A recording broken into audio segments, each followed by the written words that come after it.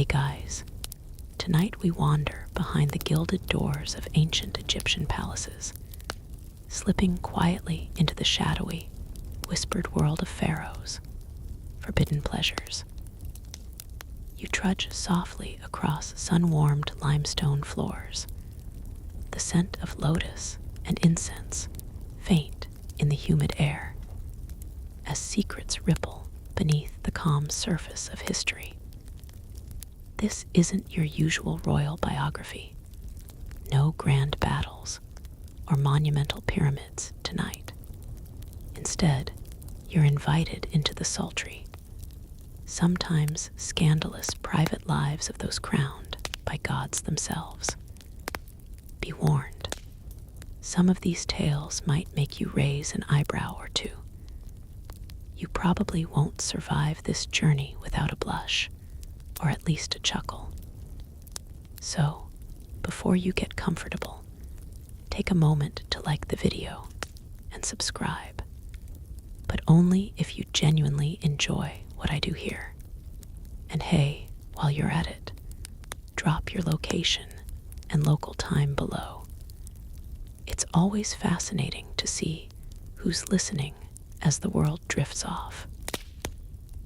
Now, dim the lights, maybe turn on a fan for that soft background hum, and let's ease into tonight's journey together.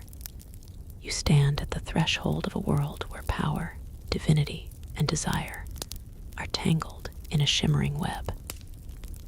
Pharaohs, seen as living gods on earth, were far from the austere rulers you might imagine. Behind their regal facades, they indulged in pleasures that were at once private and deeply political. Historians still argue whether these indulgences were mere personal whims or essential to maintaining cosmic balance. But one thing is clear: sex was never just sex in ancient Egypt. It was a force with the power to sustain the universe.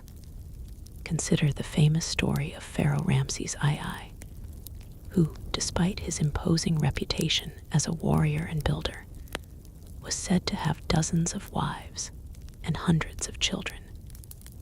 His love life was a sprawling dynasty in itself. The practice of polygamy among pharaohs was as much about alliances and divine favor as about passion. You imagine the constant bustle behind palace walls, courtiers weaving through scented halls, the air thick with whispers of romance, jealousy, and intrigue. But beyond the political marriages, the pharaohs indulged in more secretive pleasures. Some scholars believe that certain erotic practices were conducted in sacred spaces, blending the physical with the divine. The line between ritual and desire blurred. Temples dedicated to fertility gods sometimes hosted ceremonies that were part religious rite, part erotic celebration. You might picture candlelight flickering over painted walls, voices rising in chant, hands tracing patterns older than memory. Now, here's a quirky tidbit that might catch you off guard. Evidence suggests that some pharaohs used crocodile dung as a form of contraception. Yes, you heard that right, crocs and contraception, together in a way that makes you wonder about the ancient imagination.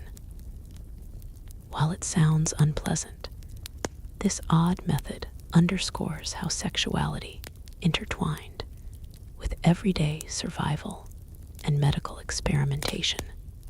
Historians still debate the effectiveness and social acceptance of such methods, but they certainly reflect the pharaohs' pragmatic approach to desire. The royal bedrooms weren't just places of intimacy, they were theaters of symbolism. Erotic artifacts, jewelry, and art hinted at hidden meanings. For instance, the god Min, often depicted with an exaggerated phallus, symbolized fertility and masculine power. Pharaohs would align themselves with such deities, reinforcing their virility and right to rule. You can almost hear the soft rustle of linen robes, feel the warmth of candle flames casting shadows on the walls adorned with these symbols. As you settle deeper into this world, the boundaries between what was sacred and what was sensual dissolve.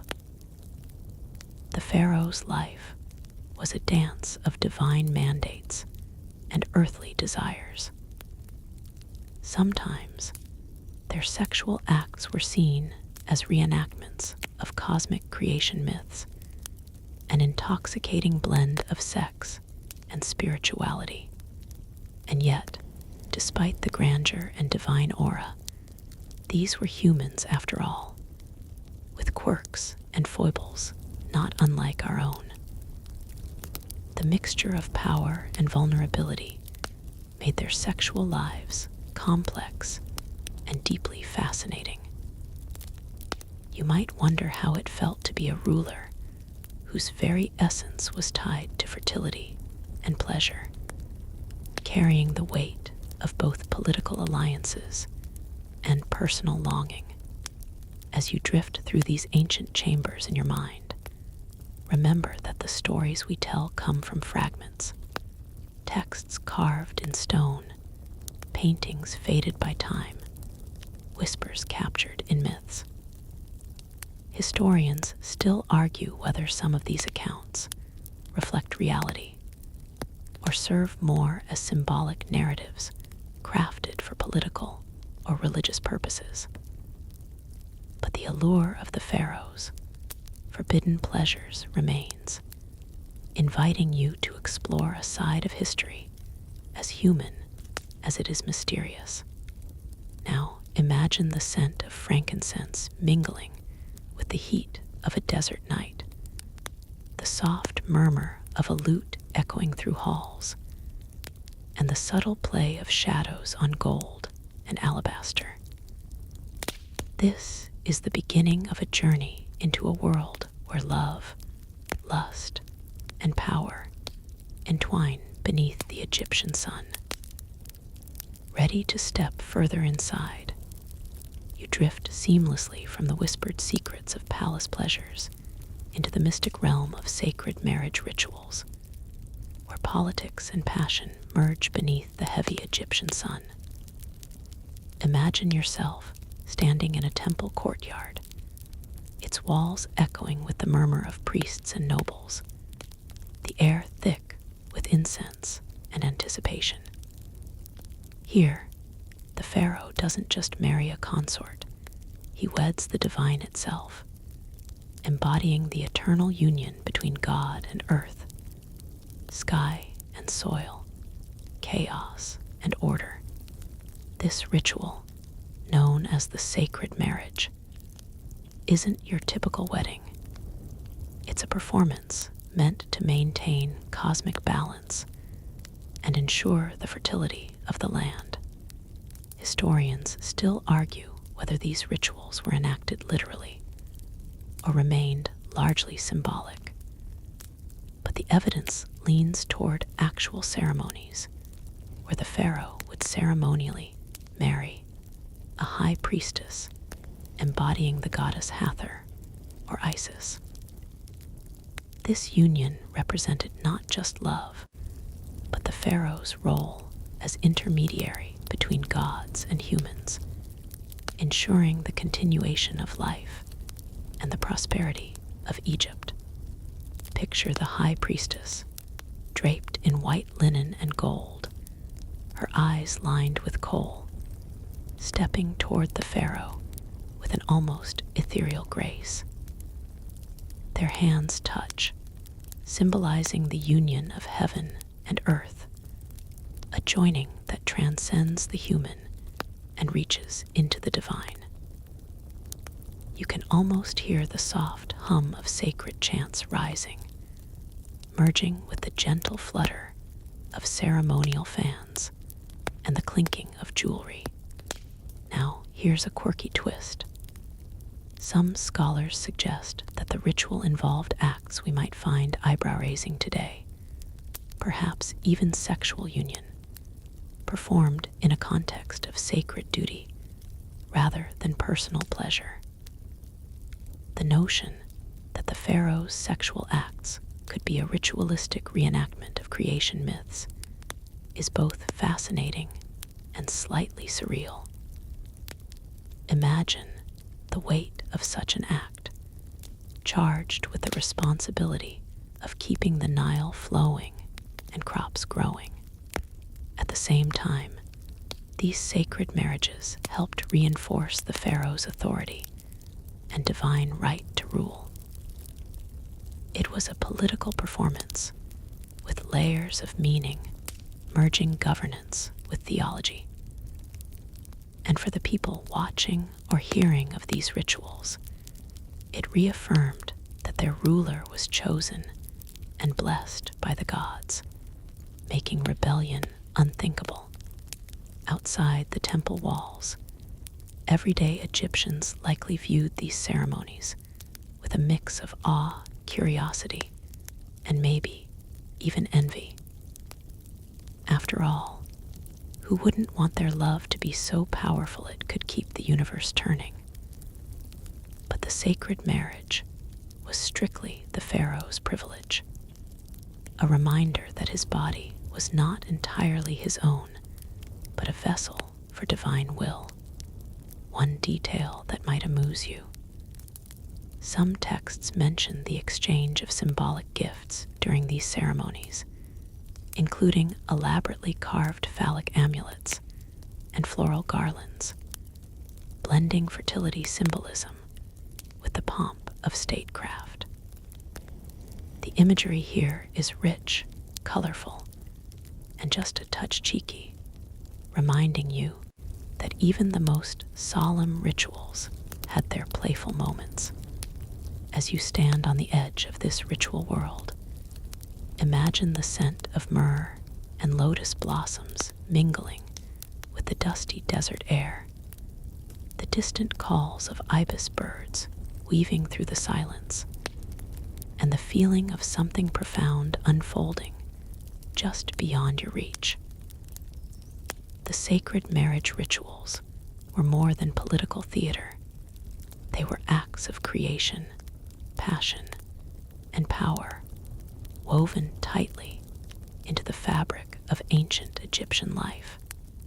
Remember, historians still debate the exact nature and frequency of these rituals, as well as their place in the broader social and religious landscape. But what remains undeniable is that the pharaoh's sexuality was never merely personal.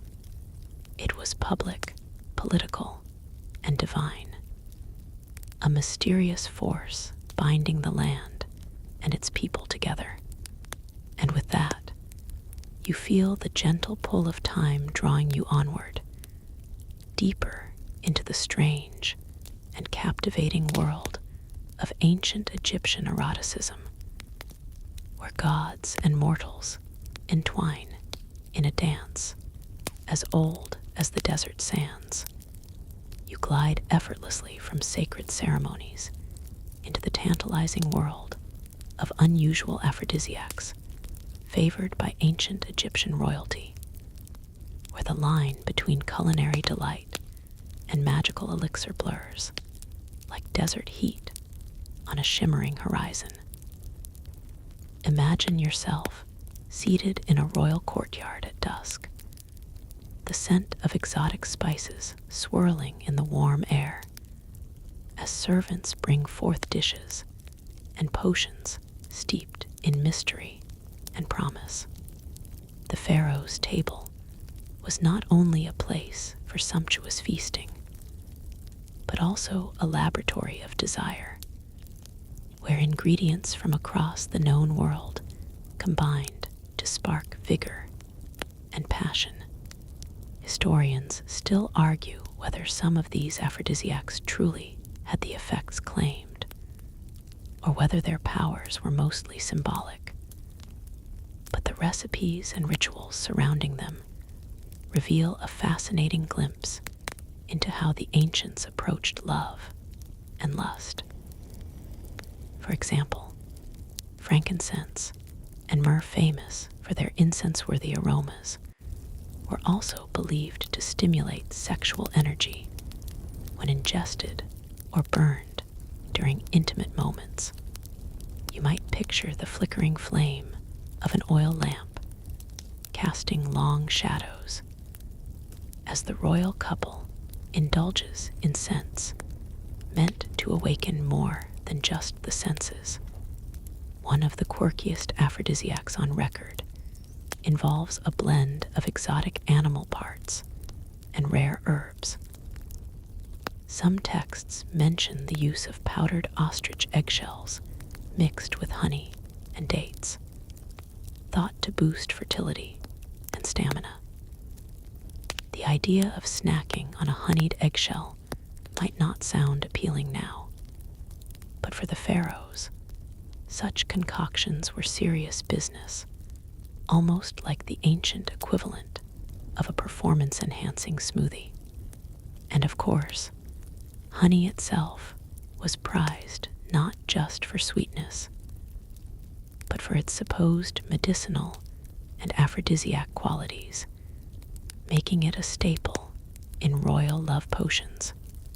You might also smile at the discovery that some ancient Egyptian remedies included the secret use of the root of the mandrake plant, a botanical star in the folklore of many ancient cultures. The mandrake's hallucinogenic and narcotic properties added a mystical edge to its reputation, making it both feared and revered. The plant's suggestive shape only added to its allure, and it was often incorporated into love spells and rituals, intertwining magic and medicine. While we know quite a bit from papyri and temple inscriptions, historians still debate how widespread and effective these aphrodisiacs truly were, and to what extent they were reserved exclusively for the elite. Did the common folk have access to similar concoctions, or were these the luxurious secrets of the palace? It's a mystery that invites us to wonder how desire was experienced differently across ancient Egyptian society. Beyond the ingredients themselves, the rituals of preparation and consumption were just as important. Picture a priestess or court physician carefully blending herbs, whispering incantations as they poured the potion into a small alabaster cup. The act of sharing such a brew was itself charged with meaning, a ceremonial passage from mundane to divine intimacy. And of course, aphrodisiacs were only part of a larger system of sexual health and magic, where diet, hygiene, and ritual all combined to keep the pharaoh in peak form. Remember the crocodile dung contraception? It seems the Egyptians had a pragmatic, if at times eccentric, approach to balancing pleasure with control.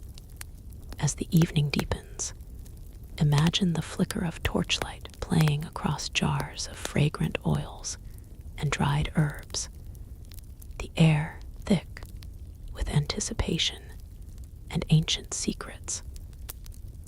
These love potions were more than just recipes. They were symbolic gestures, binding desire to divine favor and earthly power. You begin to see how, in this world, love was a carefully crafted art, honed through knowledge, tradition, and a dash of mystical flair.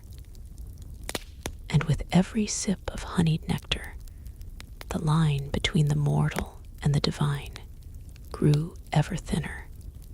You drift gently from the intoxicating world of royal aphrodisiacs into the seductive myths and tantalizing realities of Cleopatra's love life, a tale as rich and complex as the Nile's winding currents.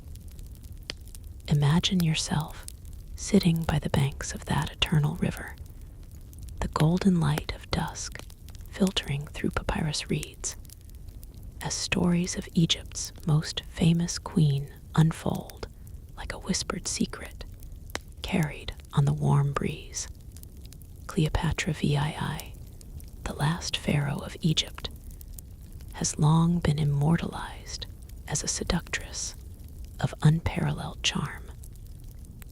But the truth behind the legends is often far more intriguing than the myths. Historians still argue whether Cleopatra's allure was truly her physical beauty or her sharp intellect, political savvy, and captivating personality. The ancient sources, many penned by her Roman adversaries, painted her with both admiration and suspicion, coloring the narrative with bias and exaggeration. But you can almost feel the magnetic pull she must have exerted, not just through appearance, but through wit and command, a queen who wielded love as deftly as a scepter. Cleopatra's famous relationships with Julius Caesar and Mark Antony have overshadowed much of her own identity, but they reveal how sex, power, and politics were inseparably entwined. Picture Cleopatra lounging on a royal barge, draped in silks and jewels, sailing down the Nile with an air of regal confidence. This was no mere romantic dalliance, but a strategic alliance, where seduction was a tool of statecraft. One quirky and little-known tidbit is that Cleopatra was rumored to have used a milk and honey bath to preserve her youthful beauty and allure. While this might sound like a beauty influencer's ancient recipe, it's grounded in historical practice and highlights the importance of sensory experience in royal life. Imagine the soft warmth of such a bath, the sweet scent lingering on skin, adding another layer to the art of seduction. Cleopatra was also said to speak multiple languages fluently, enhancing her ability to charm foreign dignitaries. Her erotic appeal was as much about mind and culture as it was about physical presence, a reminder that attraction transcends the purely visual. Yet, scholars still debate how much of Cleopatra's story is shaped by Roman propaganda designed to diminish her legacy. Was she truly the exotic enchantress Rome feared, or a savvy leader using every tool at her disposal to protect her kingdom? The answer may lie somewhere in between, as most truths do, as you listen to the rustle of papyrus leaves and the distant cry of a night bird. Consider how Cleopatra's sexuality was a stage on which history and myth played out. Her story reminds you that behind every legend is a human being navigating love, power, and survival. And with that, the soft pulse of history's heartbeat guides you onward, deeper into the lush and labyrinthine world of Egypt's ancient pharaohs and their most intimate secrets. You glide effortlessly from the enchanting tales of Cleopatra's seductive prowess into the complex web of relationships that defined the pharaohs, harems, those bustling, labyrinthine households where politics, passion, and power intertwined in subtle and surprising ways.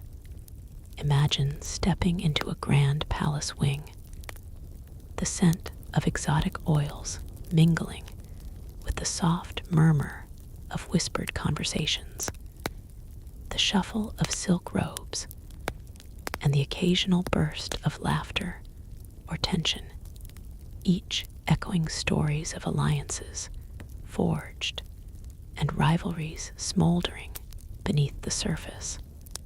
The Pharaoh's consorts were far from mere adornments. They were key players in the royal drama. Historians still argue about the exact number of women who lived in these harems, but the general consensus points to a sprawling community of wives, concubines, and attendants, each with her own rank and influence. Some wielded real political power, acting as advisors or intermediaries, while others navigated the dangerous waters of court intrigue, vying for favor and security. You might picture the chief queen, often crowned with a distinctive vulture headdress, holding a position of prominence and respect, while lesser wives and concubines formed a delicate hierarchy. Each relationship was a strategic thread in the fabric of royal authority, strengthening alliances with noble families or neighboring states. The pharaoh's sexual life was in many ways a political act, a performance ensuring the continuity of the dynasty and the stability of Egypt itself.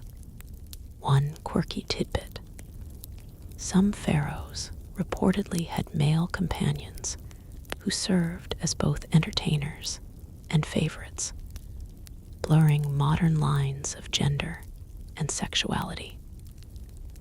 While the exact nature of these relationships remains a topic of scholarly debate, they remind you that the private lives of royalty were as varied and complex as the gods they worshipped. The harems themselves were architectural marvels, designed to provide privacy, security, and luxury. You can almost feel the cool marble beneath your feet, hear the soft splashes from ornate fountains, and see the vibrant tapestries that lined the walls, telling stories of love and power. It was a world where personal desire met political necessity, and where every glance or gesture could shift the delicate balance of favor. The role of the pharaoh in this domestic theater was both commanding and constrained. While he held ultimate authority, he was also expected to maintain harmony among his consorts and heirs, a task easier imagined than accomplished. Jealousy, ambition, and affection wove a tangled tapestry, giving rise to tales of rivalry and intrigue that echo through history. As you immerse yourself in this world, remember that the ancient Egyptian conceptions of sexuality and partnership differ in many ways from modern ideas. Male and female roles, expressions of desire, and the politics of intimacy were shaped by unique cultural and religious frameworks, making the pharaoh's relationships both deeply personal and profoundly symbolic. So, as the palace's quiet bustle fades around you, you carry with you a new understanding of how the intimate lives of pharaohs were inseparable from their roles as rulers and gods on earth. A reminder that behind every throne lies a human heart beating to the rhythms of love and power. You continue gliding from the intricate harem, intrigues into the quiet, yet boldly expressive world of erotic symbolism in ancient Egyptian art, where every curve and color tells a story whispered beneath the blazing sun and echoed across centuries. Imagine yourself walking through a temple corridor, the cool stone walls alive with vibrant frescoes and carved reliefs, each figure, each gesture a subtle message about desire, power, and the sacred dance between life and death. Egyptian artists were masters of symbolism, weaving erotic themes into their work with a gentle humor and layered meanings that often evade the casual observer. The phallus, for example, was a recurring motif, not just as a sign of fertility, but as a cosmic force linked to creation itself. The god Min, depicted with an exaggerated erection, embodied this potent life energy, reminding you that sexuality was entwined with the very act of existence. Historians still argue whether some of these images were intended for public veneration or private contemplation, but their presence in tombs and temples suggests that sexuality was not shunned, but revered as part of the cycle of life and death. In the Valley of the Kings, some tomb paintings include erotic scenes thought to symbolize regeneration and rebirth, a reminder that pleasure and procreation were integral to the afterlife journey. One quirky detail: some depictions feature animals engaged in playful or suggestive poses, blending the natural world's raw vitality with human eroticism.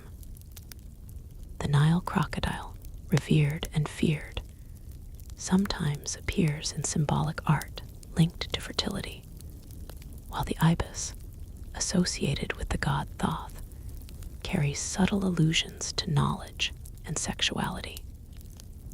These animal metaphors created a layered language of desire, understood by initiates, but hidden in plain sight.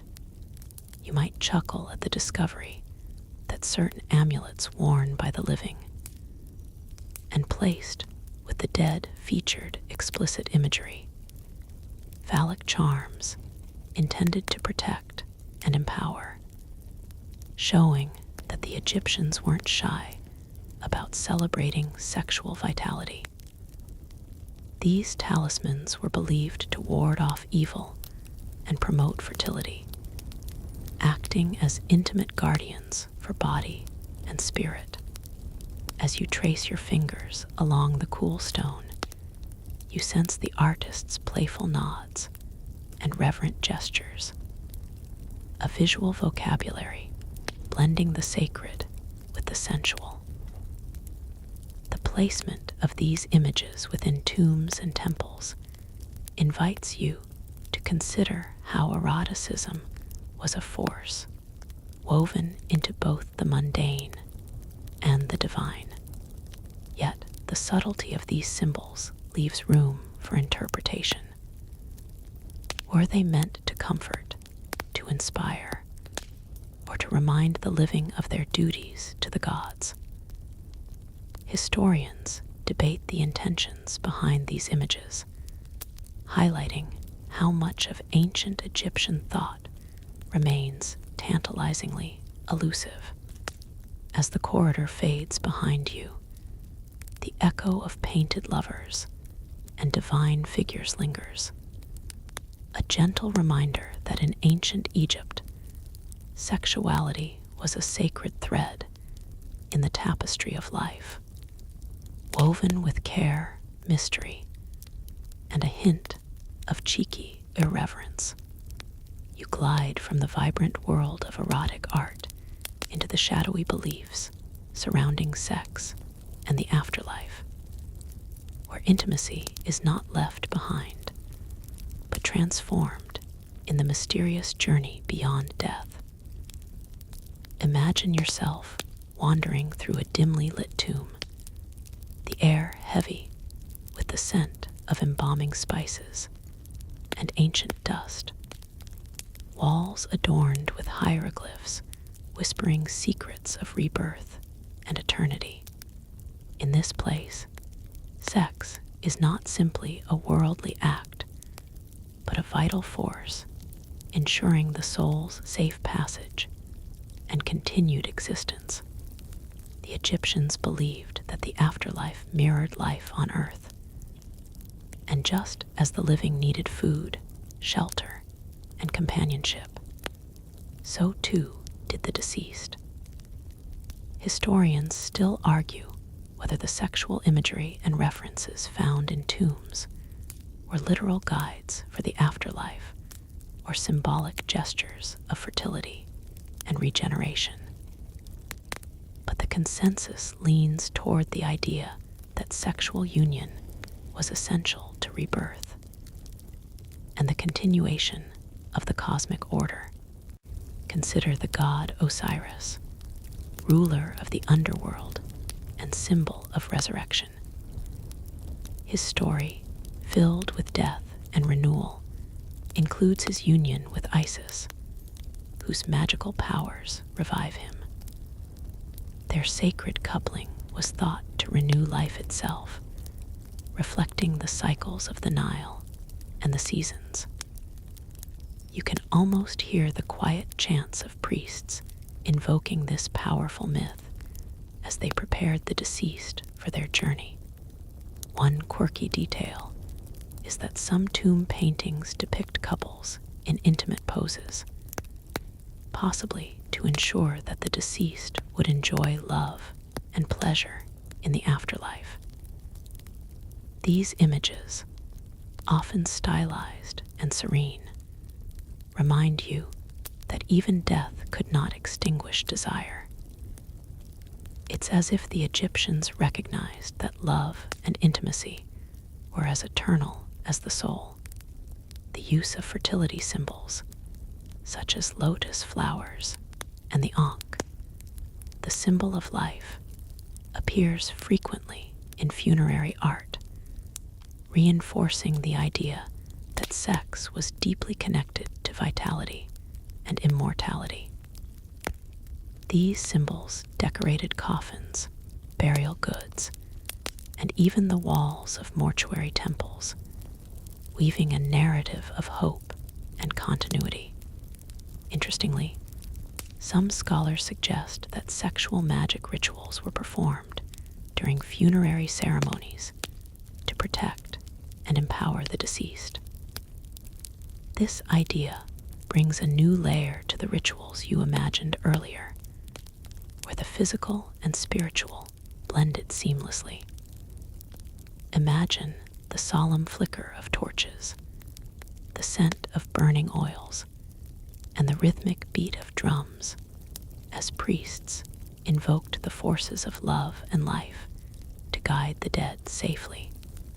The tension between sacred and profane, life and death, desire and duty, creates a rich tapestry of belief that still fascinates researchers today. Were these rituals common knowledge or reserved for the elite?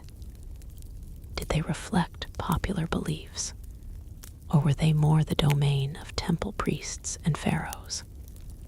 The questions linger, inviting you to ponder the mysteries that time has preserved, but not fully revealed.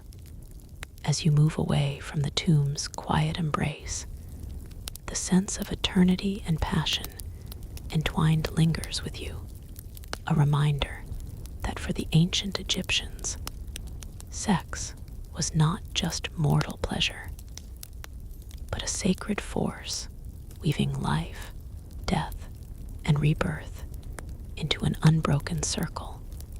You drift softly from the quiet mysteries of the afterlife into the vibrant realm of fertility gods, where divine figures embody the primal forces of love, lust, and creation that shaped the ancient Egyptian world.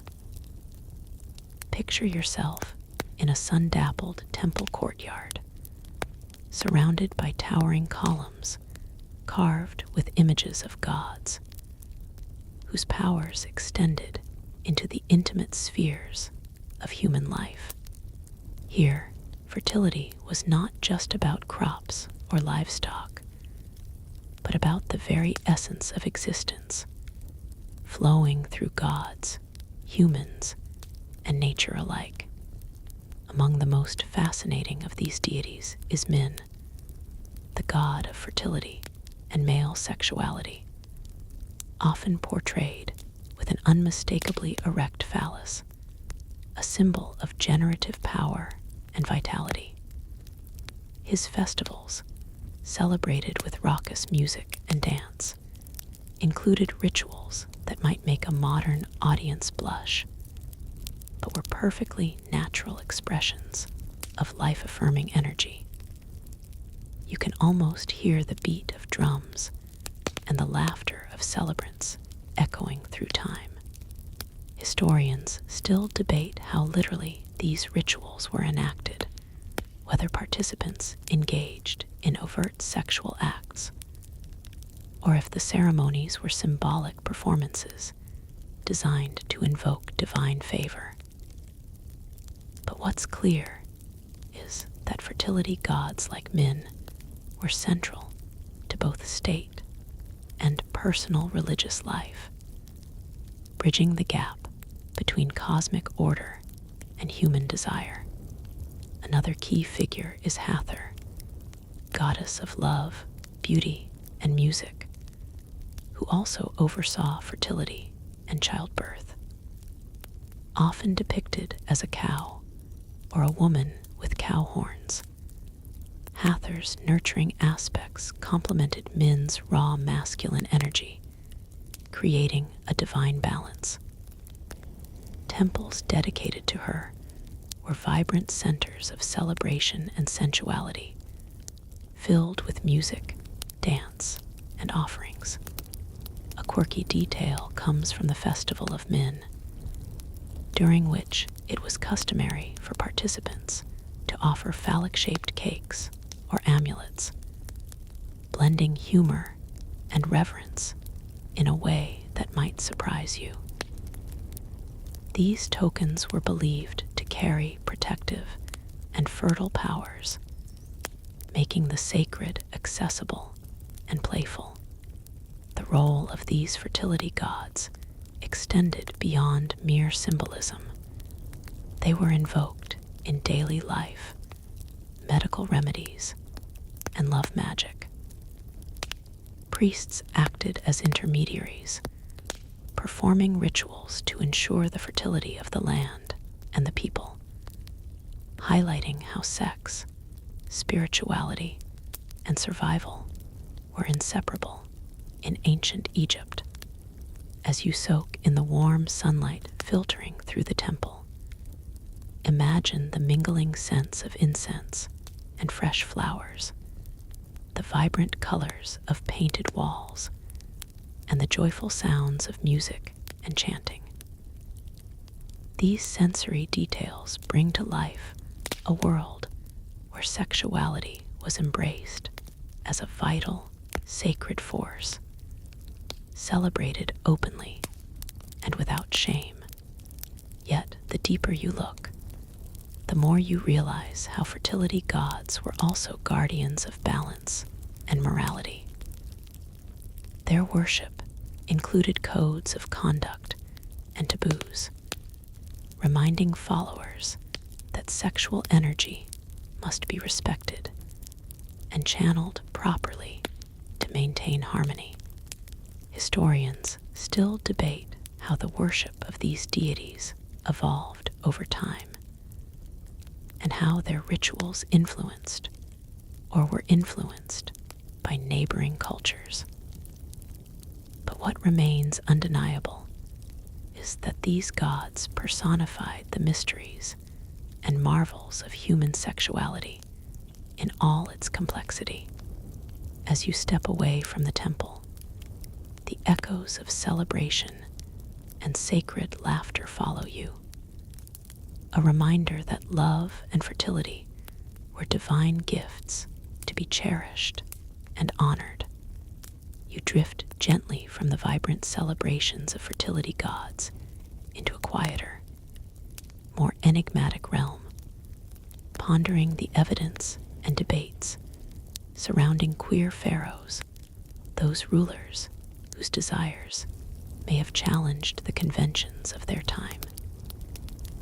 Imagine yourself wandering through a palace corridor where whispers ripple like shadows along the walls, telling stories that ancient texts and modern scholars have struggled to fully uncover or understand. Historians still argue fiercely whether certain pharaohs engaged in same-sex relationships, or whether these suggestions arise from misinterpretations of symbolism and ritual. The scarcity of explicit evidence and the cultural differences in expressing sexuality make it difficult to separate fact from myth. Yet, tantalizing clues and ambiguous depictions invite curiosity. Consider Pharaoh Neferkare, whose reign is shrouded in mystery, or King Pepi II, who some speculate might have had male favorites or companions. While no definitive proof exists, some artwork and inscriptions hint at close male bonds that might transcend simple friendship. You imagine secret meetings in private chambers where alliances of affection and power intertwined quietly.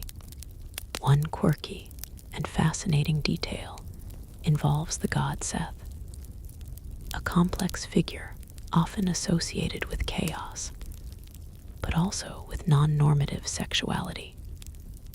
Some myths suggest that Seth's relationships and behaviors reflect fluid understandings of gender and desire, perhaps offering a divine model for alternatives to traditional heterosexual norms. The way Egyptians mythologized these themes complicates modern assumptions. In addition, certain priesthoods and court roles may have included men who adopted feminine dress or behavior, blending gender roles in ways that challenge contemporary categories. These practices underscore that ancient Egyptian sexuality and gender were fluid concepts, shaped by religious, social, and political contexts. Despite these intriguing possibilities, historians caution against projecting modern identities onto ancient people.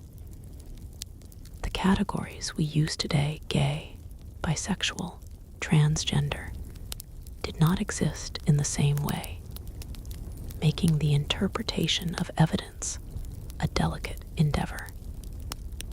The debate continues, reflecting broader questions about how we understand sexuality across cultures and eras. You might smile at the irony that in some cases, the secrecy surrounding queer relationships was both a protection and a source of stigma, much like in many societies throughout history. The pharaoh's status could both shield and expose, weaving a complex web of visibility and discretion. As you imagine the muted tones of palace life and the veiled glances between companions, you sense a world where love and desire refused to be confined by rigid norms, even if those expressions remained hidden beneath layers of ceremony and silence.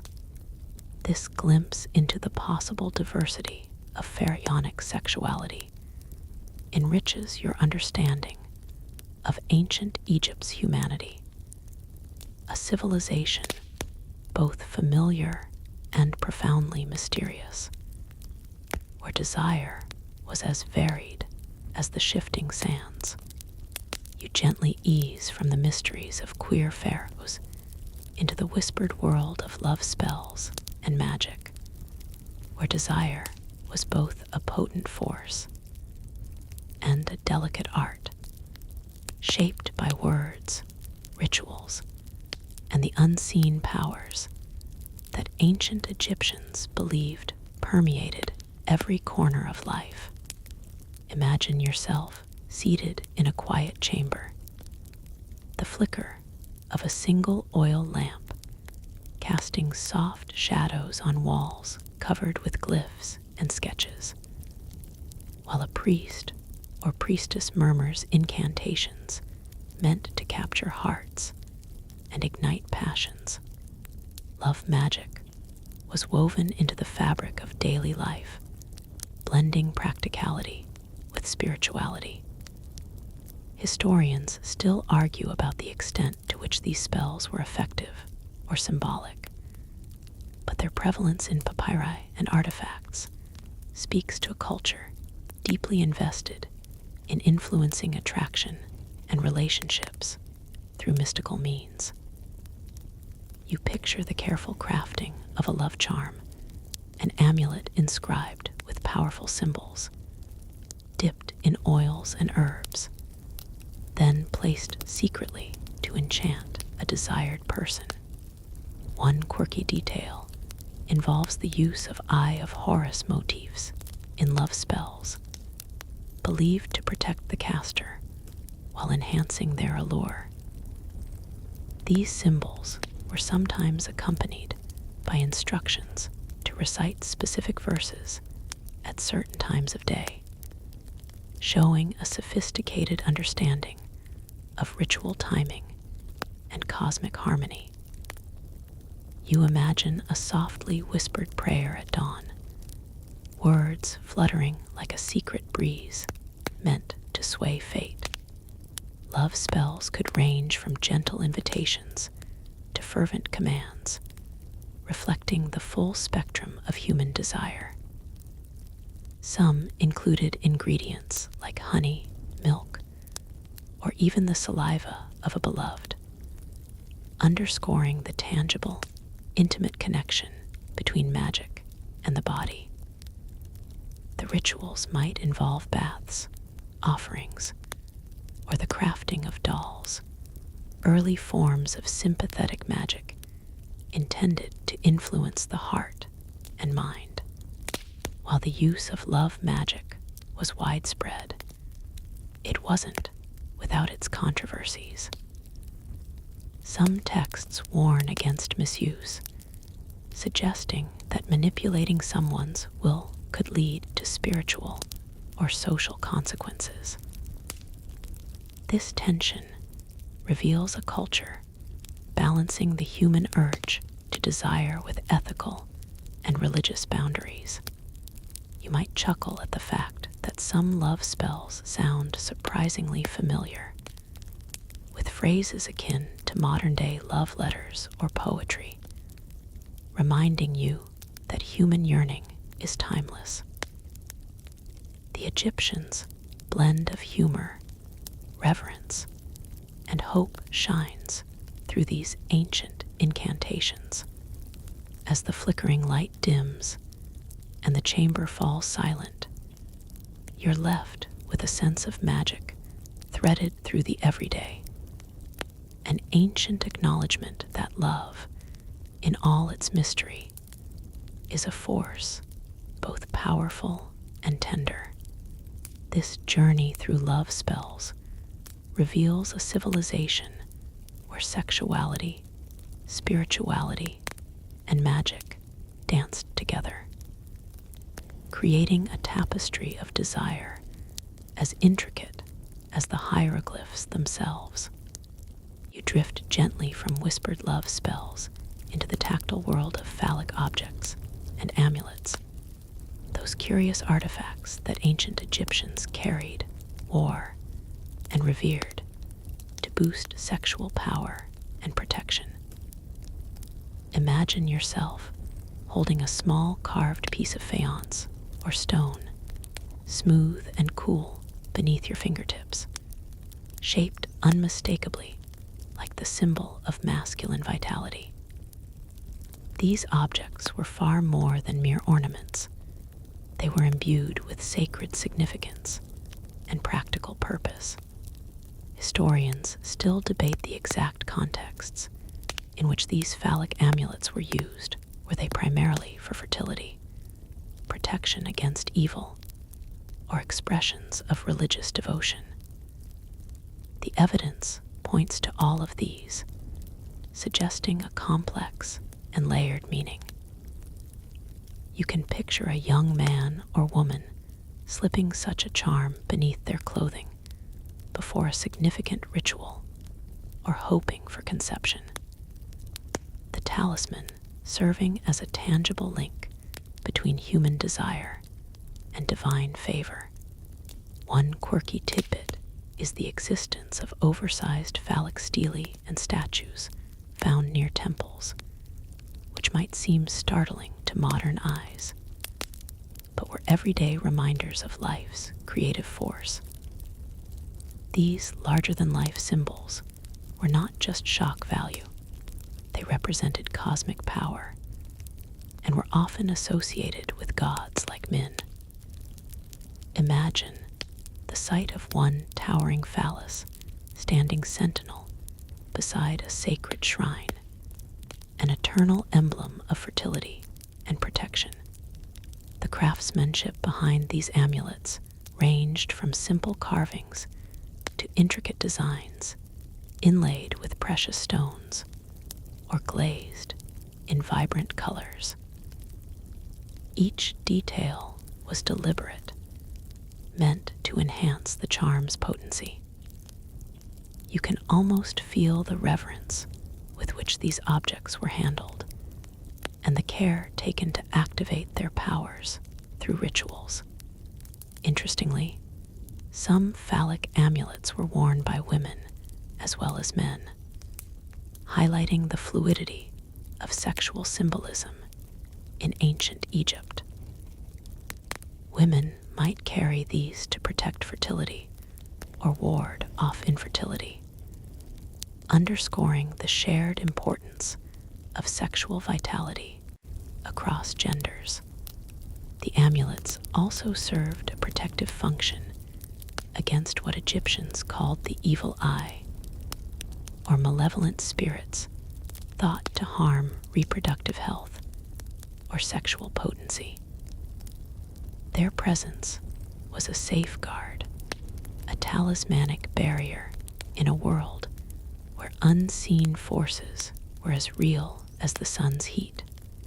As you imagine these objects nestled among the jewelry and treasures of the royal and common alike, you appreciate how sex and spirituality were deeply intertwined in everyday life. These charms remind you that the ancient Egyptians embraced sexuality openly, not just as pleasure, but as a sacred, protective force. Historians still debate the evolution of these symbols and their continued use throughout Egypt's long history. But the legacy of these potent amulets endures as a fascinating window into the ancient psyche. So as you hold the cool stone amulet in your mind's hand, you feel connected to a timeless dance of desire, protection, and faith. You shift gently from the tactile world of phallic amulets into the surprisingly elaborate realm of intimate hygiene practices tied to sexuality and attraction in ancient Egypt. Imagine yourself in a cool, fragrant chamber of a royal palace or a wealthy household, where attendants carefully prepare scented oils, balms, and scrubs, their soft whispers mingling with the gentle trickle of water. Here, cleanliness and allure were deeply connected, with grooming rituals reflecting not only personal care, but also cultural values surrounding desire. Mainstream historical accounts reveal that ancient Egyptians placed great importance on hygiene, using ingredients like natron, a naturally occurring salt mixture, for cleansing and preservation. Natron was essential not only for mummification, but also as a daily deodorizer, highlighting a sophisticated understanding of body care that contributed to attractiveness and health. You might picture someone gently rubbing their skin with a fine powder, preparing for an encounter, or simply honoring the gods through cleanliness. Quirky and less known is that the Egyptians used ingredients like crocodile dung and honey as contraceptives and moisturizers, demonstrating a blend of practicality and superstition in their grooming habits. The use of crocodile dung as a vaginal pessary, while certainly eyebrow-raising to modern sensibilities, was thought to prevent pregnancy and infections. Blending hygiene with fertility control, historians still debate the prevalence and acceptance of such practices across different social classes and time periods. But the archaeological and textual evidence paints a picture of intimate care rituals deeply embedded in daily life and religious observance. Perfumes played a crucial role, with scents like myrrh, frankincense, and lotus flower oils applied to the skin and hair to enhance personal appeal. You can almost smell the sweet, resinous aroma filling a royal chamber, its subtle power weaving attraction and spirituality. Bathing rituals were often accompanied by music and incense, creating a multisensory experience designed to relax the body and prepare it for social or intimate encounters. Imagine the smooth touch of lotus-scented oil gliding over skin, the soft strains of a harp in the background, a ritual as much about mental readiness as physical cleanliness. The link between hygiene and sexuality extended into medical texts, where recipes for salves and potions aimed to treat infections, boost fertility, or soothe sensitive areas were common. These documents reflect a practical and detailed knowledge of the body, mixed with the spiritual belief that purity was necessary for both physical and metaphysical well-being. In your mind's eye, you see the procession of daily care, combing hair, painting eyes with kohl to ward off evil, and adorning oneself with fragrant garlands. Each act was a statement of health, beauty, and readiness to engage with others on intimate levels. As you reflect on these rituals, the connection between body and spirit, attraction and hygiene, becomes clear. The Egyptians understood that sexuality was not isolated from the broader experience of living well, blending science, superstition, and sensuality into a holistic approach. This glimpse into intimate hygiene invites you to appreciate the ancient commitment to self-care as both a practical necessity and an artful expression of desire and respect for the body. You glide effortlessly from the scented baths and intimate hygiene rituals to the intriguing realm of Pharaohs, love poetry, a world where words themselves became instruments of desire, longing, and playful flirtation. Imagine yourself seated in a shaded garden, the soft rustle of papyrus leaves overhead mixing with the sweet song of birds, while a scribe recites verses written centuries ago, each line vibrating with emotion and sensuality. Egyptian love poetry is rich with vivid imagery and metaphor, blending natural beauty with human passion. These poems were not only expressions of personal feeling, but also served social and ritual functions, sometimes performed during festivals or private gatherings. Historians still debate whether these poems were intended to be read aloud, sung, or simply meditated upon, but their lyrical power is undeniable. One quirky and delightful tidbit is the frequent use of animal comparisons. Lovers are likened to graceful gazelles, playful cats, or blossoming flowers, painting desire in playful and tender strokes. These metaphors create a world where love is both wild and gentle, commanding and yielding. The poems often include a gentle humor, with lovers teasing each other or boasting of their charms, making you smile at the timeless dance of courtship. Some verses even hint at the physical, but always with a delicacy that keeps the tone both respectful and evocative. Love poetry in ancient Egypt also carried spiritual significance. The union of lovers could symbolize the harmony of cosmic forces, echoing themes found in religious texts and rituals. This intertwining of the sacred and the sensual reflects a culture that embraced love as a powerful and transformative force. You might imagine a royal couple exchanging verses beneath a starlit sky, their words weaving a tapestry of affection and desire that transcends time.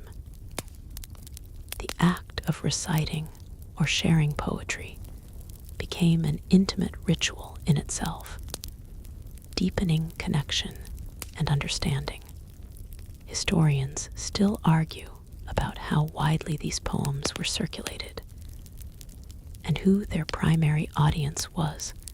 Were they confined to elite circles or enjoyed by the broader populace? The surviving texts offer tantalizing glimpses, but leave much to the imagination. As you listen to the soft cadence of these ancient words, you feel a bridge across millennia, connecting you to hearts that beat with familiar hopes, fears, and joys.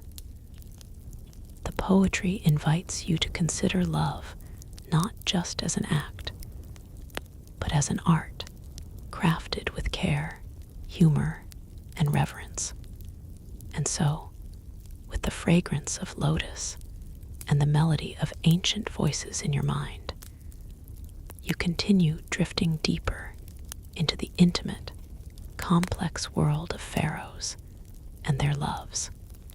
You drift softly from the lyrical world of love poetry into the hidden practices of contraception and fertility control employed by ancient Egyptians, an area where pragmatism met mysticism in a fascinating blend of science and superstition.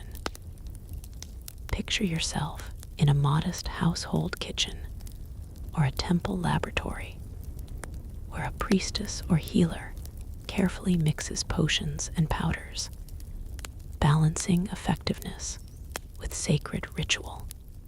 Historical texts and medical papyri reveal that Egyptians used a variety of contraceptive methods, some surprisingly advanced for their time. One mainstream fact is their use of pessaries, vaginal inserts made from honey, acacia gum, and notably, crocodile dung. While the idea might raise eyebrows today, these ingredients had antimicrobial properties, and their application reflected a practical approach to birth control within a spiritual framework. Historians still debate the efficacy of these methods and how widely they were practiced among different social classes. Were these remedies accessible to common folk or reserved for the elite? The archaeological record offers tantalizing hints, but not definitive answers. One quirky detail: the symbolism surrounding fertility control extended to charms and amulets designed to either promote or prevent conception. These talismans, often shaped like female figures or fertility symbols, were believed to influence the wearer's reproductive fate, blending magic with medicine in ways that might surprise you.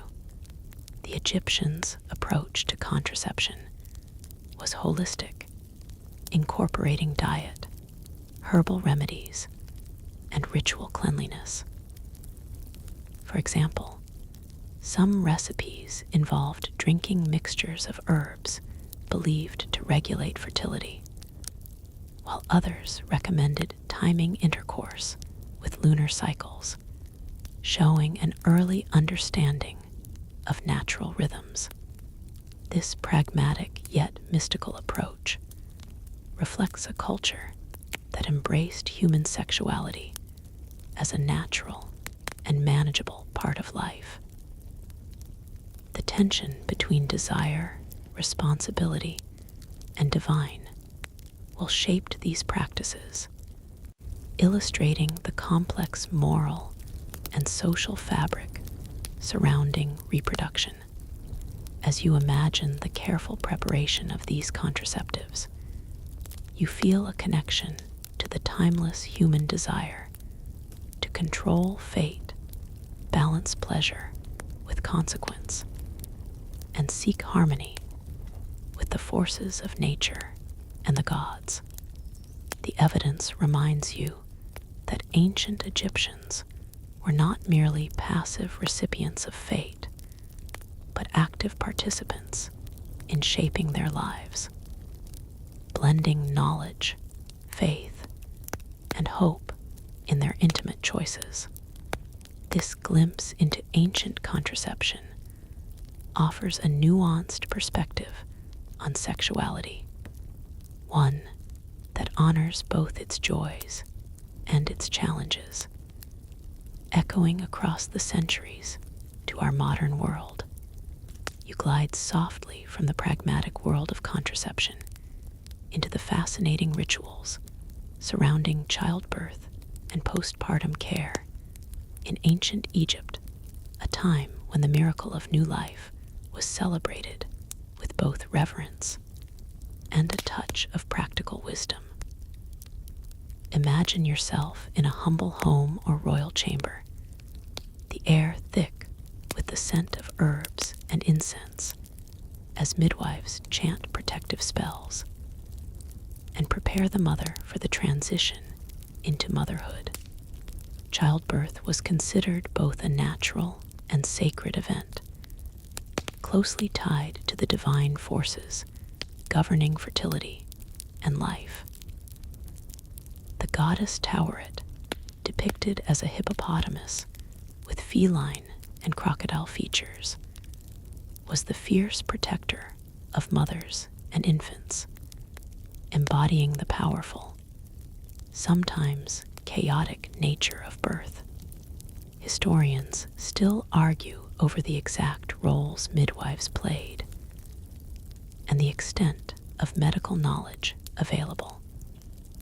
But surviving texts reveal a rich tradition of both practical advice and magical protection. One quirky and endearing detail is the use of amulets shaped like the goddess Bess, a dwarf deity with a lion's mane, whose image was believed to ward off evil spirits during labor and protect the newborn. Families often placed these amulets on the mother or child, a practice blending superstition and comfort. Midwives employed a combination of herbal remedies, massage, and ritual chanting to ease labor and promote healing. Ingredients like dates, honey, and natron appeared frequently in these treatments, illustrating the Egyptians' nuanced understanding of both the body and the spirit. Imagine the gentle pressure of hands, the soft murmur of incantations, and the flicker of candlelight creating a cocoon of care and hope. Postpartum, mothers were advised to maintain cleanliness, rest, and consume nourishing foods to regain strength. The social role of the mother was deeply respected, but she was also expected to resume her duties in the family and society, highlighting the balance between vulnerability and strength. The birth of a child also held political significance, especially in royal households, where producing an heir ensured dynastic continuity. The health and future of the pharaoh's offspring were matters of state concern, sometimes overseen by high priests or royal physicians who combined medicine and ritual. You might smile at the fact that some texts include spells to encourage a mother's milk flow or protect infants from curses, reminders that ancient Egyptians saw no clear division between physical health and spiritual well-being. As you picture the joyful cries of newborns mingling with prayers and the scent of lotus blossoms, you appreciate how childbirth was celebrated as a sacred threshold, both intensely personal and profoundly communal. This exploration of birth and care invites you to witness the intimate, hopeful moments that shaped the very future of ancient Egypt, a testament to resilience and love amid the cycles of life.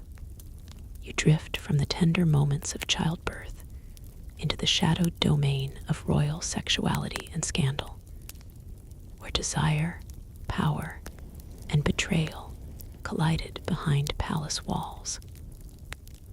Imagine yourself wandering the gilded halls of a pharaoh's palace, where whispers of illicit affairs and forbidden liaisons linger like the scent of exotic perfumes, and every secret threatens to unsettle the fragile balance of power.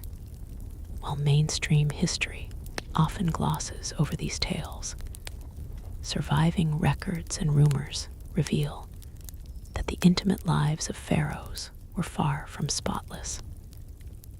Historians still debate the extent and impact of these scandals, as official accounts tend to sanitize or omit uncomfortable truths. Yet, evidence of palace intrigues, rivalries, and even alleged acts of jealousy and revenge paint a vivid picture of passion's shadow side. One quirky scandal involves Pharaoh Akhenaten, whose unconventional reign and appearance have sparked endless debate. Some fringe theories suggest he engaged in relationships that broke traditional norms, while others interpret his religious reforms as reflecting personal and political rebellion. You can almost hear court gossip swirling around his enigmatic figure, mixing admiration and suspicion. Royal mistresses and favored courtiers could wield significant influence, sparking jealousy among queens and nobles alike. These dynamics often played out in subtle power plays and sometimes outright conflict, showing that sex and politics were inseparable. The consequences of scandal could be severe, ranging from exile to assassination plots, underscoring the high stakes of royal love affairs. But alongside intrigue, these stories also reveal moments of tenderness and genuine affection, reminding you that even those crowned gods on earth were human beneath their splendor. As you imagine the flicker of candlelight illuminating secret meetings and furtive glances, you sense a world where desire was both a weapon and a refuge, a dance of risk and reward. Historians still puzzle over the true nature of many royal relationships, relying on fragmentary texts and interpretations that blend fact with legend. This uncertainty invites you to imagine the passion and peril behind the throne, a timeless drama that continues to fascinate. And so, you carry forward the echoes of whispered secrets, knowing that behind every crown lies a story of love, lust, and the fragile human heart. You drift softly from the secretive world of royal scandal into the fascinating rituals of marriage and partnership in ancient Egypt, where the boundaries between love, duty, and social status were fluid yet deeply significant. Imagine yourself at a wedding feast, the air filled with the scent of incense and the sounds of joyous celebration, harps strumming softly, voices raised in song, and the clinking of cups as family and friends honor the union about to be forged. Marriage in ancient Egypt was primarily a social contract, but that did not exclude affection or attraction.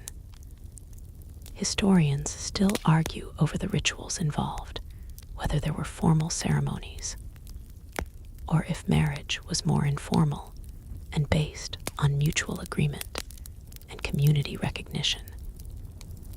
Regardless, surviving love letters and inscriptions reveal that many couples shared deep emotional bonds and playful intimacy. One quirky and charming detail is the tradition of exchanging love poems and affectionate nicknames between spouses. These personal expressions often used metaphors from nature, calling each other my sweet lotus or my beloved gazelle, reflecting a tender and poetic approach to love. You can almost hear a husband teasing his wife with playful banter, breaking the solemnity of the occasion with laughter. Legal documents from the period show that women held significant rights within marriage, including property ownership and divorce, highlighting a society with surprisingly progressive views on gender roles. This balance between affection and pragmatism created a partnership model that respected individuality within the union. Marriage also played a crucial role in maintaining social order and ensuring economic stability, especially among the elite. Arranged marriages were common, with alliances forged between families to consolidate wealth and influence. Yet, Personal affection could blossom within these arrangements, adding layers of complexity. Imagine the bride's elaborate hairstyle adorned with fresh flowers and beads, the groom's ceremonial kilt freshly pressed, and the guests' colorful robes shimmering in the sunlight. The wedding feast might include music, dancing, and offerings to gods like Hathor, goddess of love and joy, invoking blessings for fertility and happiness. Despite the celebrations, marriage also brought responsibilities and expectations. Couples were expected to produce children, manage households, and uphold family honor, a balancing act between desire and duty. As you absorb the warmth of this ancient celebration, you sense that love, in its many forms, was cherished and nurtured alongside social order, creating a foundation for family and community life.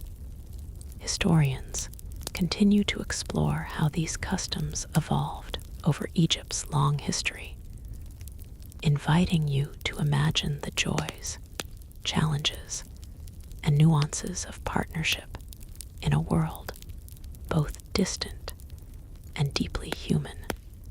You slip gently from the intimate rituals of marriage into the quieter, yet no less fascinating world of sexuality and religious festivals in ancient Egypt, where communal celebrations blended the sacred with the sensual in ways that might surprise a modern observer.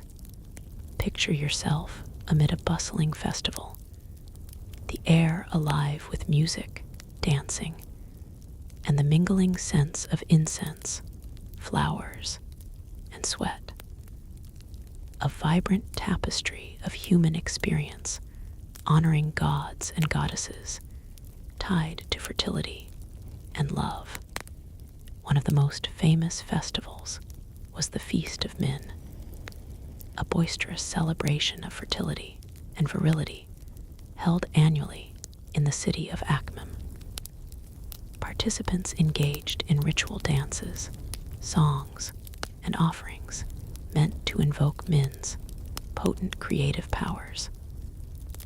Historians still argue about the precise nature of some of these festivities, whether they included overt sexual acts or were symbolic expressions of fertility. But there's no doubt that sexuality was openly acknowledged and celebrated. A quirky and memorable detail comes from reports that during these festivals, participants sometimes carried phallic-shaped objects as talismans or wore costumes that exaggerated sexual features. This lively, often humorous, approach to sacred sexuality reflected a culture comfortable with its natural impulses and the importance of fertility for survival. The festivals were not just about pleasure. They reinforced social bonds and cosmic order, reminding participants of their place in the cycle of life and death. Music and dance served as vehicles for both celebration and spiritual connection, uniting communities in shared experience. You might imagine the colorful chaos of crowds, the rhythmic beating of drums, and the joyous laughter rising under the hot Egyptian sun, creating an atmosphere both ecstatic and reverent. These gatherings were spaces where the barriers between the mundane and divine blurred, and where sexuality was a vital force woven into the fabric of existence. The participation of priests and priestesses added a ritual dimension, as they guided ceremonies meant to honor the gods while channeling human desires into sacred forms. This blend of religion and sexuality exemplifies the uniquely holistic worldview of ancient Egypt. Historians continue to debate the evolution and regional variations of these festivals, but the evidence paints a picture of a society that embraced the full spectrum of life's pleasures as gifts from the divine. As the festival's sounds fade in your mind, you carry with you the vibrant pulse of ancient celebrations, a reminder that joy, desire, and devotion have always been intertwined in the human story. You glide gently from the exuberant festivals into the quieter, yet deeply personal realm of ancient Egyptian fashion and adornment as expressions of sexuality and attraction. Imagine yourself standing before a full-length mirror carved from polished bronze, tracing the delicate lines of a linen robe clinging just so, accentuating the wearer's silhouette in ways both subtle and deliberate. The soft rustle of fabric, the sparkle of jewelry, and the scent of rare oils combine to create an aura of allure carefully cultivated over centuries. Clothing in ancient Egypt was more than mere protection from the sun. It was a statement of identity, status, and desirability. Both men and women wore light, breathable garments, often made from fine linen, with variations in style and decoration, signaling wealth and social rank. Historians still argue about the extent to which fashion reflected personal taste versus rigid social norms, but the surviving artwork reveals a world where appearance mattered deeply. One quirky detail involves the use of body paint and makeup, not just for beauty, but as markers of sexual and social signals. Kohl-lined eyes, red ochre lips, and intricately braided hair adorned with beads and gold threads created a look designed to captivate. The Egyptians believed that makeup had protective powers against evil spirits and also enhanced one's charm. Jewelry was another key component, with necklaces, bracelets, and earrings crafted from precious metals and stones. These pieces were not only decorative, but imbued with symbolic meaning. Scarabs, lotuses, and other motifs carried messages of fertility, protection, and eternal life. Imagine the cool weight of a gold necklace resting against the skin, catching the sunlight in a flicker of promise. Footwear, surprisingly, was often minimal or absent, but sandals made from palm fibers or leather were worn on special occasions, adding to the overall presentation.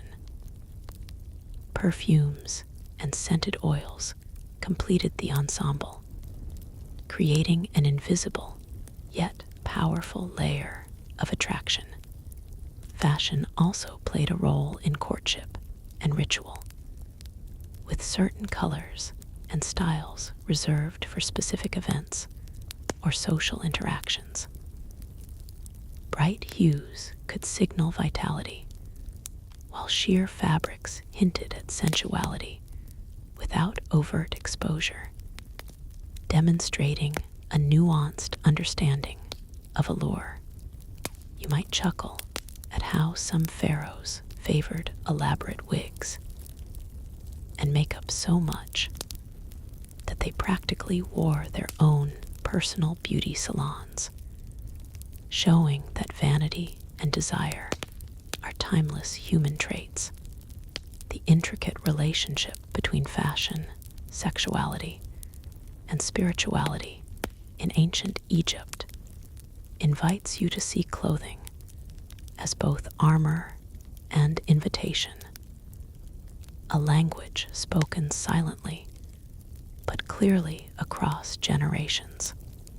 Historians continue to explore how these practices changed over time and influenced neighboring cultures, offering a vivid window into the art of attraction in a civilization that celebrated beauty in all its forms.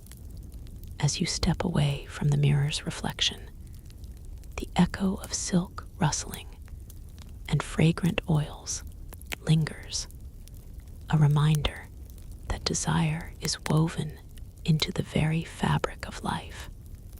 You ease gently into the final layers of this intimate journey through the bizarre and fascinating sexual practices of ancient Egyptian pharaohs, arriving at the curious subject of sacred prostitution and temple rituals, practices that blur the lines between worship, commerce, and desire. Imagine yourself in a moonlit temple courtyard, the flickering flames casting dancing shadows on carved stone pillars, while the soft murmur of chants fills the night air, creating an atmosphere thick with mystery and anticipation. Sacred prostitution has long been a subject of debate among historians. Some argue that it was a widespread and institutionalized part of temple worship, while others suggest it has been exaggerated or misunderstood through the lens of later cultural biases.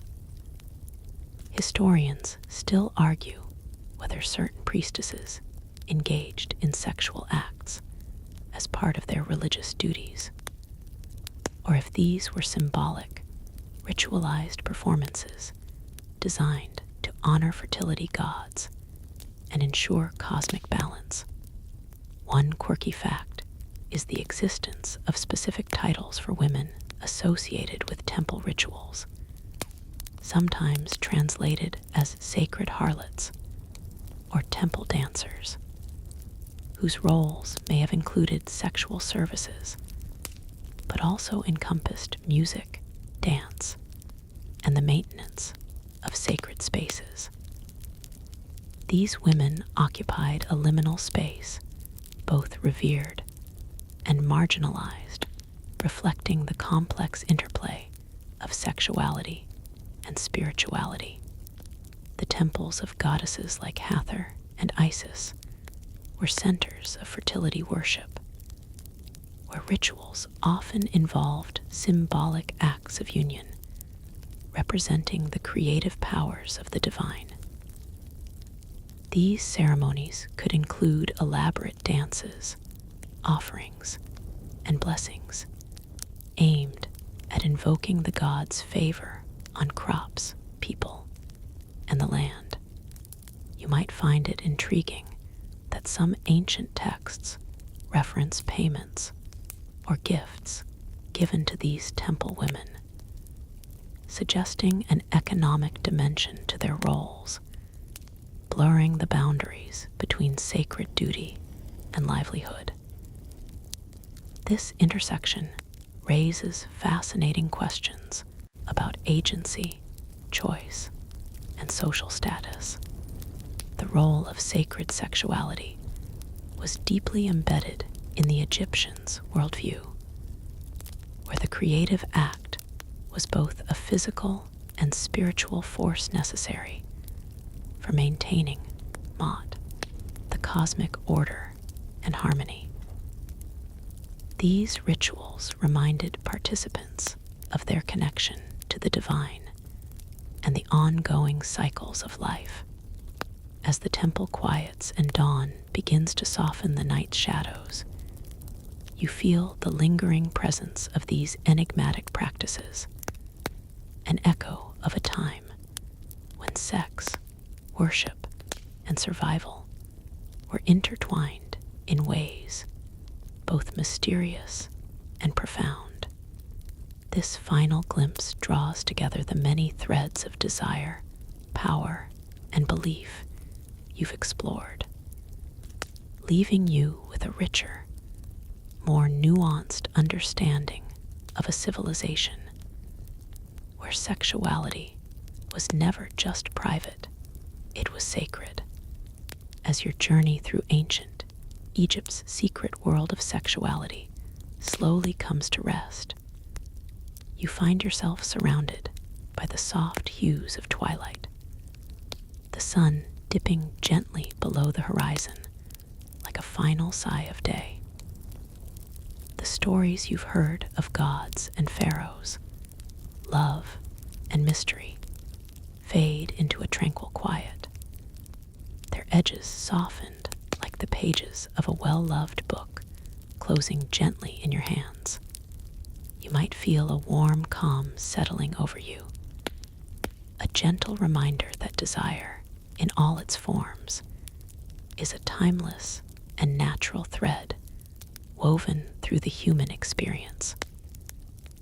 The pharaohs and priestesses you've imagined were real people with hopes, fears, and dreams, not so different from your own. Now, as the world outside quiets, let your mind drift peacefully, carried by the soft hum of ancient songs and the whisper of desert winds. Let the intricate tapestry of stories and secrets ease into your thoughts, a soothing balm for your soul. Remember, in the endless dance of life, love and sexuality are gifts complex, beautiful, and sacred. May these tales bring you comfort and curiosity, inviting you to rest with open eyes and a quiet heart.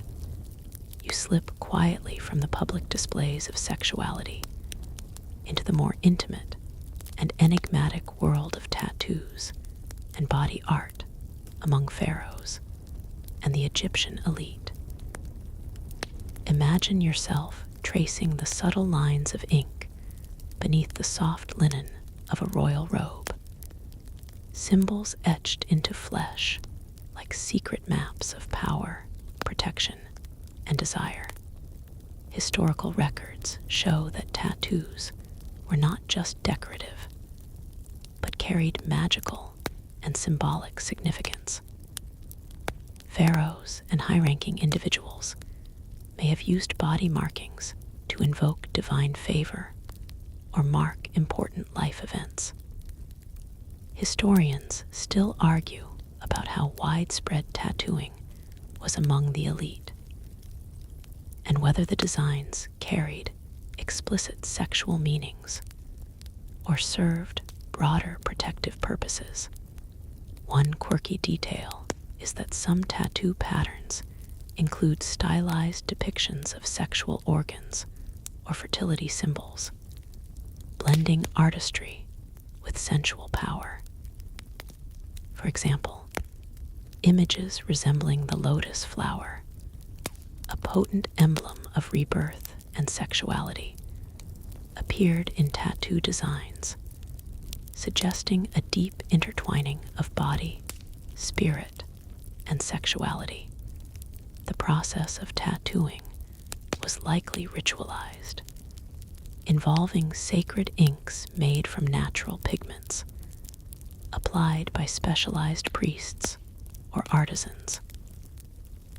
Imagine the quiet intensity as the needle traced symbols meant to protect the wearer or enhance their sexual potency, a practice echoing the connection between magic and the body. Tattoos may also have signaled social status, religious devotion, or membership in particular priesthoods, including those dedicated to fertility gods. This blending of identity and sexuality highlights how ancient Egyptians saw the body as a canvas for both personal expression and spiritual communication. The enduring mystery of these tattoos fascinates modern scholars, as many were likely hidden beneath clothing, adding an element of secret allure. You can almost feel the thrill of knowing that beneath the public persona, these markings connected pharaohs to ancient traditions of desire and power. So as you imagine these secret symbols inked into flesh, you glimpse a world where sexuality was not only celebrated, but etched permanently into the very skin, an intimate testament to the sacred dance of body and spirit. You drift softly from the intimate world of tattoos into the everyday realm of erotic pottery and household items, a surprisingly playful corner of ancient Egyptian life, where humor and sexuality mingled in the objects people used daily. Imagine sitting at a shaded marketplace stall, surrounded by colorful ceramics painted with scenes both ordinary and cheeky, each telling a story whispered across millennia.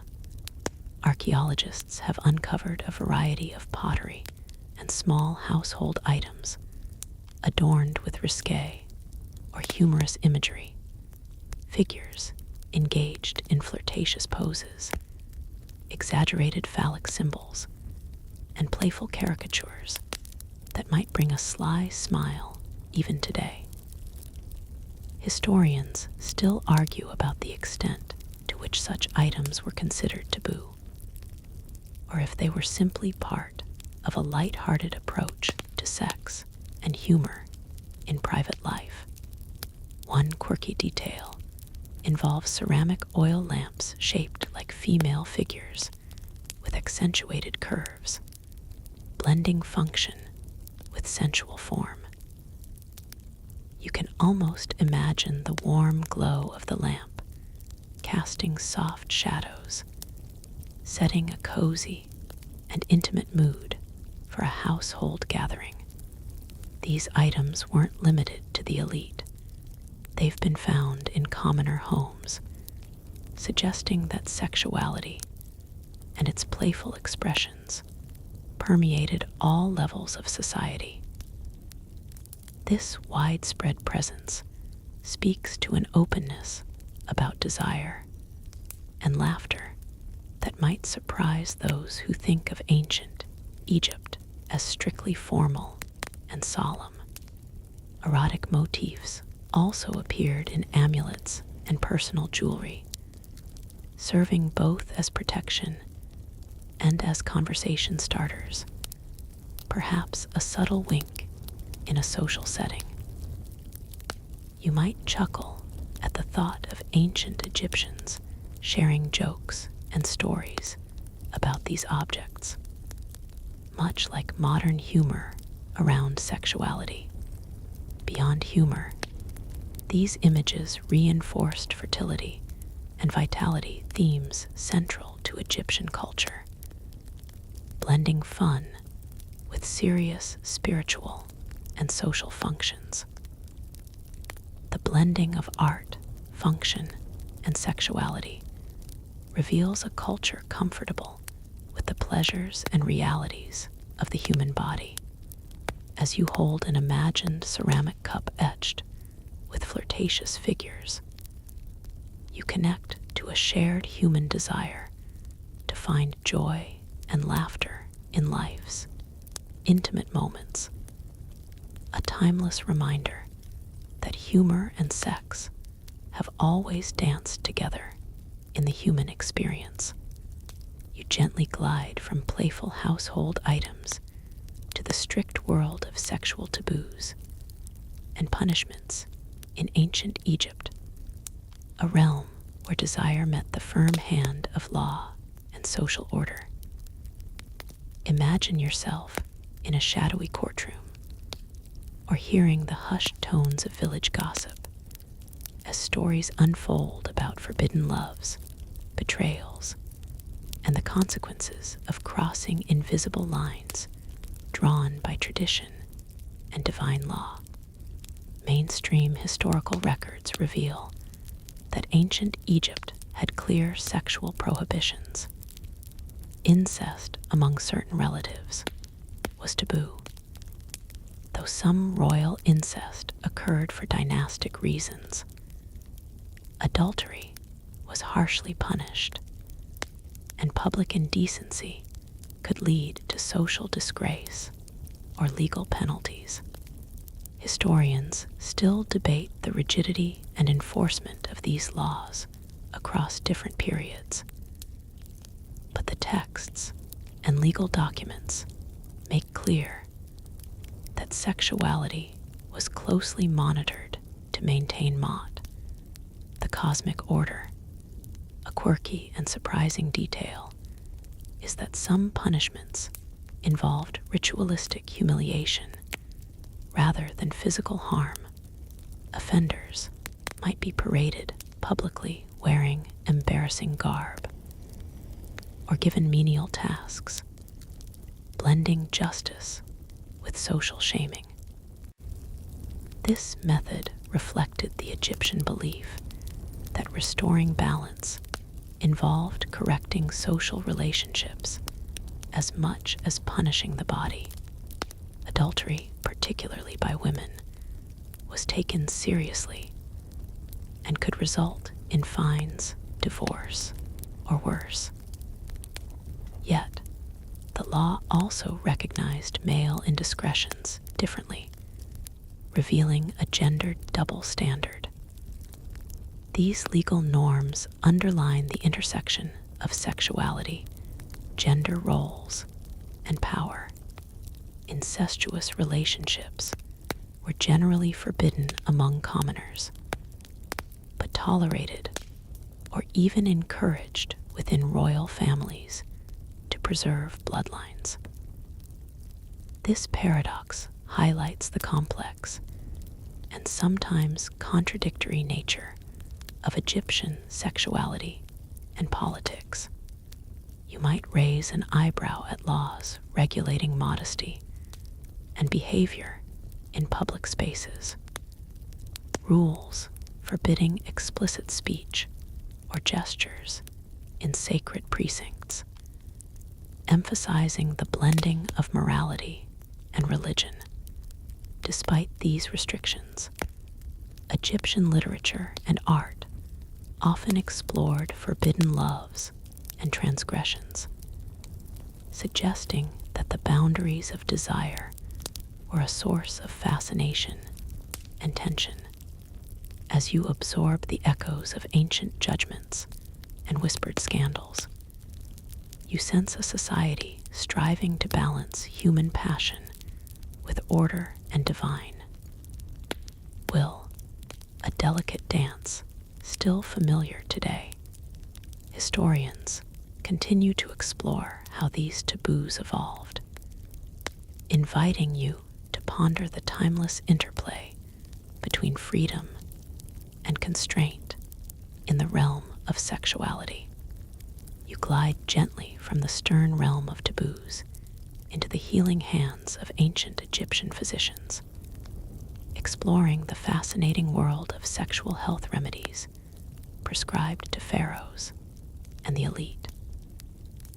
Imagine yourself in a cool, shaded chamber lined with papyri scrolls and jars of herbs, where a royal physician carefully mixes potions designed to boost virility, soothe ailments, and enhance fertility, balancing practical medicine with the mystical arts. Ancient Egyptian medical texts reveal surprisingly sophisticated knowledge of reproductive health, including aphrodisiacs made from ingredients like honey, pomegranates, and various aromatic resins. Historians still argue about the efficacy of these remedies and the extent to which magic and medicine were intertwined. But their presence underscores the importance of sexual vitality in royal and elite life. One quirky and memorable detail involves recipes combining animal products like goat's milk or even the testes of certain animals, believed to increase sexual potency. You might smile at how some of these ingredients sound more like a daring chef's experiment than a modern pharmacy order. Royal physicians also prescribed ritual baths, massages, and even diet regimens aimed at enhancing libido and reproductive health. The intersection of physical treatment and spiritual purification highlights the holistic approach of ancient Egyptian medicine. Interestingly, some texts warn against overindulgence in sexual activity, reflecting a cultural understanding of balance and moderation.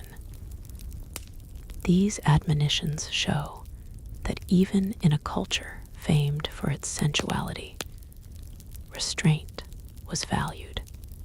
The role of physicians was not just to heal, but also to protect the Pharaoh's lineage, ensuring the health and fertility necessary to maintain dynastic continuity. This responsibility elevated sexual health to a matter of state importance. You might chuckle imagining the cautious instructions given to a pharaoh, perhaps a gentle reprimand disguised as advice, reminding him that vigor must be carefully managed. As you envision these remedies and rituals, you sense the blending of science, spirituality, and royal duty, revealing a culture deeply attuned to the complexities of human sexuality. This glimpse into ancient sexual health offers a surprising connection between past and present concerns about vitality, pleasure, and well-being. You drift softly from the royal physician's chamber to the broader currents of history, tracing the enduring legacy of ancient Egyptian sexuality in later cultures and modern perceptions. Imagine yourself wandering through the halls of a classical museum, seeing artifacts and artworks that reveal the echoes of Egyptian influence on Greek, Roman, and even contemporary ideas about love, sex, and spirituality. Mainstream history acknowledges that Greek and Roman civilizations absorbed and adapted many Egyptian concepts, including fertility symbols, erotic art, and the intertwining of sexuality with religious ritual. Historians still argue about the degree to which these cultures embraced or sanitized Egyptian practices, but the stylistic and thematic echoes are clear. One quirky tidbit is the Roman fascination with Egyptian fertility gods like Isis and Osiris, whose cults included rituals and celebrations that incorporated sexual symbolism, mystery rites, and the promise of renewal, blurring cultural lines and inspiring new traditions. Imagine Roman devotees participating in rites that echoed ancient Egyptian celebrations, their own culture transformed by these borrowed mysteries. Erotic art and literature from the Greco-Roman world often reflect Egyptian motifs, from lotus flowers symbolizing rebirth and desire the use of amulets and talismans for protection and attraction. This transmission of ideas showcases a continuous thread linking ancient and later conceptions of sexuality. Modern perceptions of ancient Egyptian sexuality are equally shaped by centuries of myth, Orientalism, and popular culture, sometimes accurate, sometimes exaggerated or misunderstood. Films, novels, and art have painted pharaohs as both sensuous and mysterious, blending fact with fantasy in ways that capture the imagination. You might smile at how the allure of Cleopatra, for example, has become a symbol of seductive power, rooted partly in historical accounts, but amplified by centuries of storytelling. The study of Egyptian sexuality continues to challenge and enrich our understanding of human desire, spirituality, and cultural expression, reminding us that sexuality is a deeply human experience, transcending time and place. As you reflect on this long journey from ancient rituals to modern imagination, you see the threads of history weaving a rich tapestry of fascination, complexity, and enduring mystery.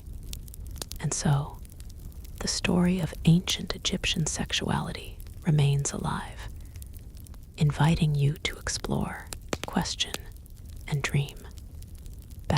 \word count 1581, 300-word wind down. As your journey through ancient Egypt's secret world of sexuality slowly comes to rest, you find yourself surrounded by the soft hues of twilight, the sun dipping gently below the horizon like a final sigh of day. The stories you've heard of gods and pharaohs, love and mystery, fade into a tranquil quiet, their edges softened like the pages of a well-loved book closing gently in your hands. You might feel a warm calm settling over you, a gentle reminder that desire, in all its forms, is a timeless and natural thread woven through the human experience. The pharaohs and priestesses you've imagined were real people with hopes, fears, and dreams, not so different from your own. Now, as the world outside quiets, let your mind drift peacefully, carried by the soft hum of ancient songs and the whisper of desert winds. Let the intricate tapestry of stories and secrets ease into your thoughts, a soothing balm for your soul. Remember, in the endless dance of life, love and sexuality are gifts complex, beautiful, and sacred. May these tales bring you comfort and curiosity, inviting you to rest with open eyes and a quiet heart. Good night and sweet dreams.